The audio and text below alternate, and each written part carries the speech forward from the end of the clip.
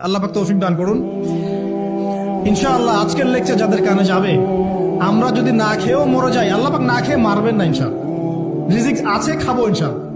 কিন্তু হয়তো বা অভাব হবে, টাকা পয়সা একটু কম হতে পারে, অন্যের 10 তলা ফ্ল্যাট হবে, আমার হবে না, ঠিক আছে, অন্যের এত বিঘা বিঘা জমি আমার হয়তো হবে না। কিন্তু ইনশাআল্লাহ তাআলা এই যে দুনিয়ার মুসাফিরের জীবনটা, এটা মুসাফিরের জীবন না, মুসাফিরের জীবনটা কেটেই যাবে ইনশাআল্লাহ। কাটবে না? যে কোনো ভাবে কেটে তো যাবেই ইনশাআল্লাহ। এই যে পরকালের জীবনটা একটা চেতনার শক্তি, জানেন, দুনিয়াতে যত বাধা বিপত্তি আসুক, গাল মন্দ খান, গিবত তহমত খান, কষ্ট হোক, নির্যাতন হোক, একটা বিষয় মনের মধ্যে শান্তি দেয়। কি শান্তি?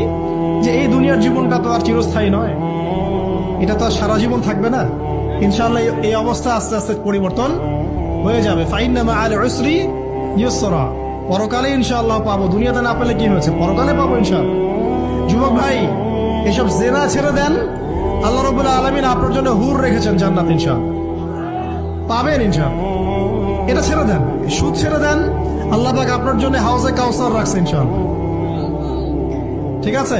অন্যায় পাপ ছেড়ে দেন, আল্লাহ রাব্বুল আলামিন